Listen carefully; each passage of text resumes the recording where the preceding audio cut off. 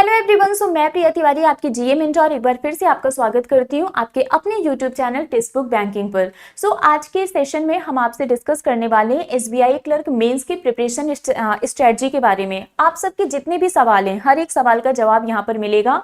Mains exam आपका कब हो सकता है, मेंस के लिए आपको कितने मार्क्स का टारगेट लेकर चलना है, किस सब्जेक्ट में आपको कितना टाइम देना है, और करंट अफेयर आपको कब तक का पढ़ना है, करंट अफेयर की प्रिपरेशन कैसे करनी है, हर एक पॉइंट को हम बहुत ही डिटेल में डिस्कस करेंगे। तो चलिए फटाफट से स्टार्ट करते हैं। सबसे पहले मैं आपको बता दूं, ये मेरा टेलीग्राम ग्रुप है, that is Priya ma'am text book. इसको ज्वाइन कर लीजिए। मेरी जितनी भी क्लासेस होती हैं, सभी क्लास की पीडीएफ, क्लास के लिंक, सारे अपडेट, नोटिफिकेशन सब कुछ यहाँ पर मिल जाएगा। ओके, चलो अगर हम बात करें एसबीआई क्लर्क प्रीलिम्स एग्जाम की, तो इसका जो प्रीलिम्स एग्जाम है ये 20th, 21st and 27th of सितंबर को हुआ था। ठीक है, अगर हम प्रीलिम्स के रिजल्ट की बात करें तो आप ये मानकर चलिए कि 27 अक्टूबर के बाद कभी भी इसका रिजल्ट आ सकता है। मोस्टली हमें चांस देखने को मिल रहा है कि 1 और 2 नवंबर को हाई चांस है कि इसका रिजल्ट आ सकता है। क्यों आ सकता है? क्योंकि इसका जो मेंस एग्जाम है, एक्सपेक्टेड डेट जो है मेंस एग्जाम का वो 15 16 नवंबर है।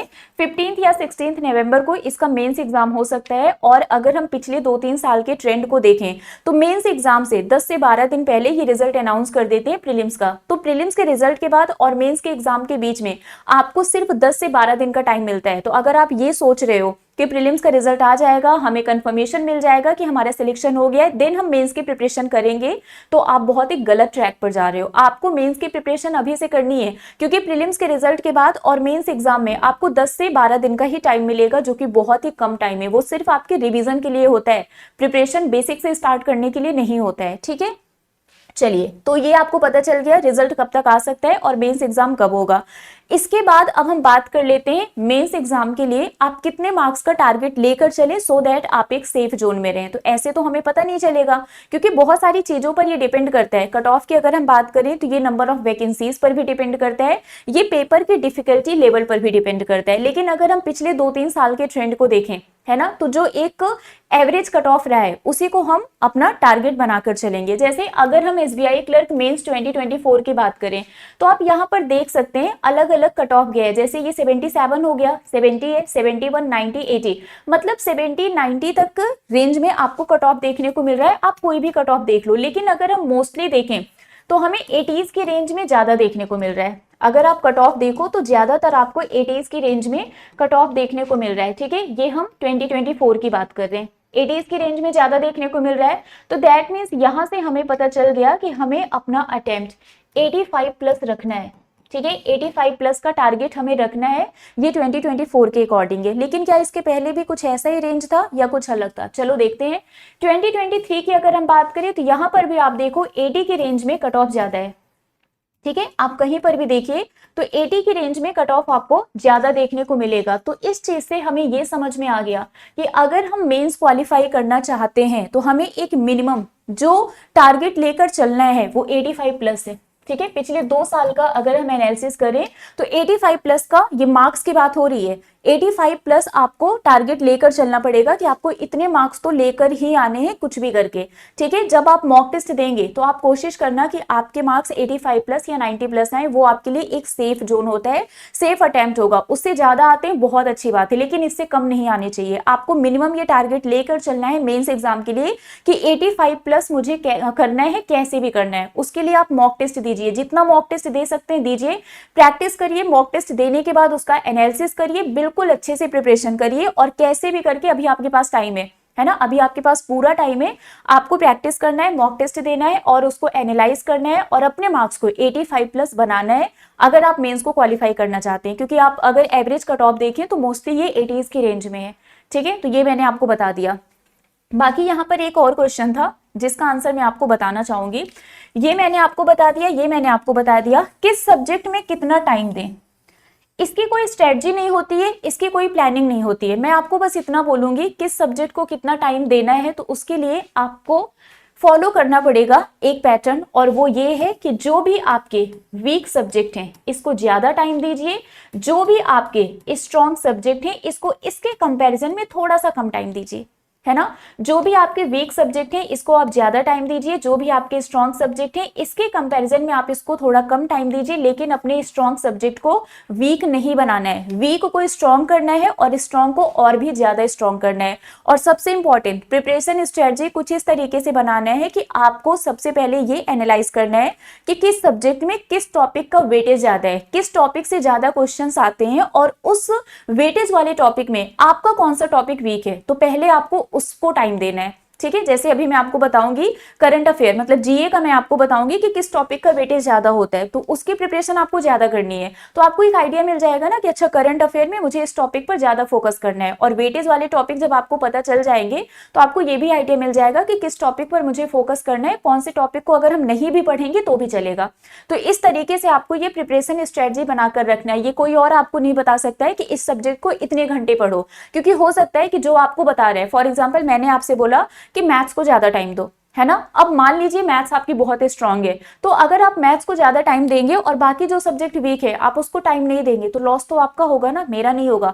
तो यहां पर बस इतना आपको पैटर्न फॉलो करना है कि जो सब्जेक्ट आपका वीक है उसको थोड़ा ज्यादा टाइम दीजिए और उसको स्ट्रांग बनाइए, जो स्ट्रांग है उसको और भी ज्यादा स्ट्रांग बनाइए, तो फिर वीक कुछ रह ही नहीं जाएगा और आप बहुत बढ़िया क्वेश्चन अटेम्प्ट करेंगे, एग्जाम क्वालिफाई कर लेंगे। आते हैं जीए पर। देखो यहां पर हम प्रीवियस ईयर एनालिसिस के बेसिस पर एक बार फिर से एनालाइज करेंगे कि कैसे प्रिपरेशन करनी है, क्या क्या पढ़ना है। अभी आपको पता है एसबीआई क्लर्क मेंस का जो एग्जाम है ये 10th and 12th of April को हुआ था, इसी साल स्टार्टिंग में 2025 में। तो मोस्टली जो क्वेश्चंस आए थे वो लास्ट 5 मंथ से आए थे। ठीक है, मोस्टली जो क्वेश्चंस पूछे गए थे वो लास्ट 5 मंथ से आए थे। अगर हम बात करें 10th अप्रैल को जो एग्जाम हुआ था उसमें जो लेवल था पेपर का वो इजी टू मॉडरेट था, लेकिन सबसे ज्यादा क्वेश्चंस आपसे करंट अफेयर के पूछे गए थे। 38 क्वेश्चंस सिर्फ और सिर्फ करंट अफेयर के थे, मतलब करंट अफेयर का वेटेज ज्यादा होता है।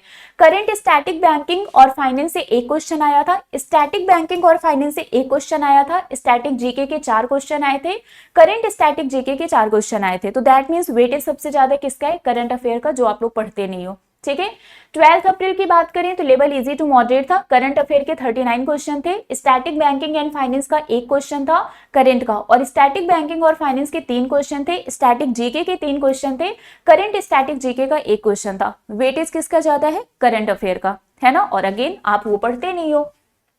अगर हम मंथ वाइज वेटेज की बात करें तो लास्ट 3 मंथ के क्वेश्चंस आपको 50 to 60% मिल जाएंगे। मतलब अगर आप एक नॉर्मल एवरेज मार्क्स स्कोर करना चाहते हो तो आप लास्ट 3 to 4 मंथ का करंट अफेयर पढ़ लो, लेकिन यहाँ पर हो सकता है कि आपके मार्क्स सिंगल डिजिट में आए। लेकिन अगर आप लास्ट 6 मंथ का करंट अफेयर पढ़ के जाओगे तो 80% क्वेश्चन आपको मिल जाएंगे। और अगर आप और भी ज्यादा मार्क्स स्कोर करना चाहते हो तो आपको 6 मंथ से ज्यादा 6 to 8 मंथ का भी करंट अफेयर आप रिवाइज कर सकते हो।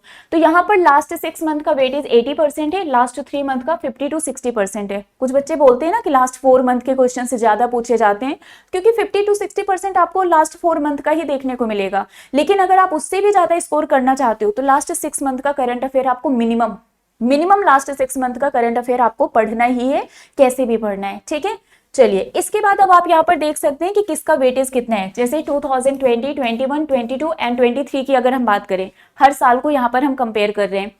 करंट अफेयर के क्वेश्चन आप देख सकते हो 20+ है, 20 to 25 देखने को मिल रहे हैं। बैंकिंग अवेयरनेस के 5 to 10 क्वेश्चन है, इकोनॉमी बिजनेस एंड फाइनेंस के भी आपको 5 to 10 क्वेश्चन देखने को मिलेंगे।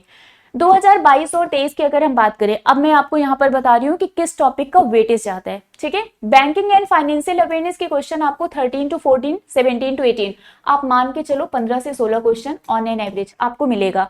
गवर्नमेंट स्कीम का वेटेज ज्यादा है, 5 to 6 क्वेश्चन देखने को मिलेंगे। बाकी सबसे 2 से 3, 4 से 5 क्वेश्चन देखने को मिलेंगे। स्टैटिक जीके हो गया, यहाँ पर स्टेट से रिलेटेड न्यूज हो गया, ठीक है, इकोनॉमी हो गया, बैंक। देखो मैं आपको बता रही हूँ किस किस टॉपिक का वेटेज ज्यादा है। साइंस एंड टेक्नोलॉजी हो गया, ठीक है, नेशनल इंटरनेशनल न्यूज हो गया, मिसलेनियस हो गया जैसे कि बजट वगैरह। तो अब बहुत ध्यान से सुनना, बैंकिंग एंड फाइनेंशियल अवेयरनेस आपके लिए बहुत ही ज्यादा इंपॉर्टेंट है। ठीक है, ये वो बैंकिंग और फाइनेंशियल अवेयरनेस है जो करंट में न्यूज में रहता है, जैसे कि इस बैंक ने ये अनाउंस किया, आरबीआई ने ये रूल चेंज किया, इस तरीके से। तो बैंकिंग और फाइनेंशियल अवेयरनेस हो गया, ठीक है, इसका वेटेज है। गवर्नमेंट स्कीम का वेटेज है, इकोनॉमी का वेटेज है, स्टेट न्यूज का वेटेज है, ठीक है।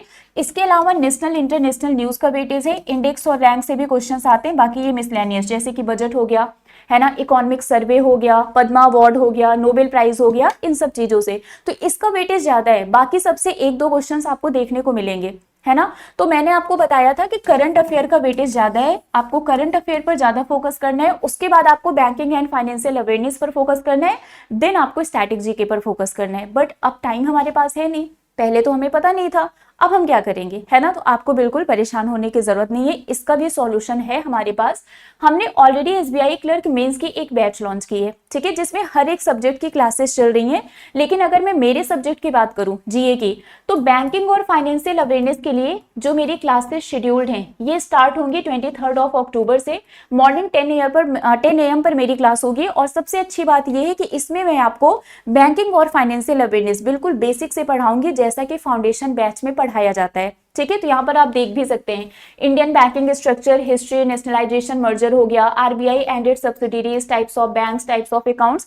मतलब मैं आपको बैंकिंग और फाइनेंशियल अवेयरनेस इस बैच में बिल्कुल बेसिक से पढ़ाऊंगी। 23 अक्टूबर से मेरी क्लास स्टार्ट हो जाएगी।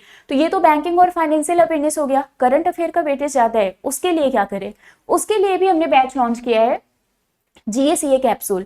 और इसमें क्लासेस ऑलरेडी चल रही हैं। जून, जुलाई, अगस्त, सितंबर मंथ के जितने भी बैंकिंग से रिलेटेड न्यूज हैं जो करंट में आती हैं, ये ऑलरेडी मैंने करा दिया है, ठीक है। इसके अलावा टॉपिक वाइज करंट अफेयर करा रहे हैं, लेटेस्ट बिल्स और एक्ट्स जो भी 2025 में रिलीज किए गए थे, जो भी पास हुए हैं बिल्स और एक्ट्स, वो भी मैंने करा दिया है। नेक्स्ट हमारी जो क्लास होगी उसमें हम अवार्ड्स एंड ऑनर्स के बारे में पढ़ेंगे, और इसकी क्लास होती है डेली 3 बजे, मंडे टू फ्राइडे, ठीक है। तो अगर आप करंट अफेयर, बैंकिंग और फाइनेंशियल अवेयरनेस दोनों अच्छे से प्रिपेयर करना चाहते हैं तो इस बैच में इनरोल करवा लीजिए। अब दोनों बैच में आपको अलग अलग इनरोल करवाने की जरूरत नहीं है, सिंपली आपको इनरोल करवाना है सुपर पास में। ये जो सुपर पास है, ये एक ऐसा पास है जिसमें आप किसी भी एग्जाम की प्रिपरेशन कर सकते हैं, 300+ एग्जाम की प्रिपरेशन कर सकते हैं, बैंक, एसएससी, रेलवे, टीचिंग, एजे, किसी भी एग्जाम की प्रिपरेशन कर सकते हैं। इसमें आपको live plus recorded videos, study notes, PDF, previous year paper, mock test, test series, even हमारा जो टेक्स्ट बुक पास प्रो है वो भी फ्री में मिलेगा, और करंट अफेयर मैगजीन भी मिलेगी।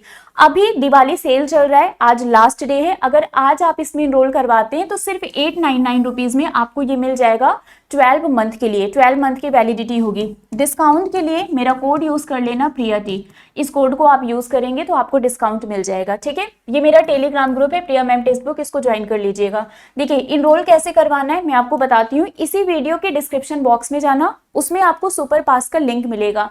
जब आप उस पर क्लिक करेंगे तो ये आपको दिखेगा, ठीक है। देखो जैसे यहाँ पर है, ये वीडियो है ना, इसके डिस्क्रिप्शन बॉक्स में आप गए तो यहाँ पर सारी बैचेस दिख रही हैं। तो ये अलग अलग तो परचेज आपको करना नहीं है, डायरेक्टली सुपर पास के लिंक पर आपको क्लिक करना है, ये ओपन हो जाएगा। 12 मंथ का सुपर पास, ये जो 1049 रुपीज दिखा रहा है, आप यहाँ अप्लाई कूपन में जाके मेरा कोड यूज कर लेना, प्रिया टी, PRIYAT। जब आप इस कोड को अप्लाई करेंगे तो ये आपको सिर्फ 899 रुपीज में मिल जाएगा। याद रखना ये ऑफर सिर्फ आज के लिए, क्योंकि अभी दिवाली सेल चल रहा है। तो फटाफट से इसमें एनरोल करवा लीजिए और अपनी प्रिपरेशन को स्टार्ट कर दीजिए, क्योंकि आपको भी पता है कि मेंस एग्जाम में जीए एक बहुत ही मेजर रोल प्ले करता है। और इस सुपर पास में आपको हर एक सब्जेक्ट, हर एक एग्जाम का एक्सेस मिलेगा। ऐसा नहीं है कि सिर्फ जीए मिलेगा, हर एक सब्जेक्ट का और हर एक एग्जाम का एक्सेस मिलेगा। ओके, चलिए तो अभी के लिए फिलहाल बस इतना ही है। मिलेंगे आपसे ऐसे ही किसी और अपडेट के साथ। Till then bye bye guys, take care, thank you so much.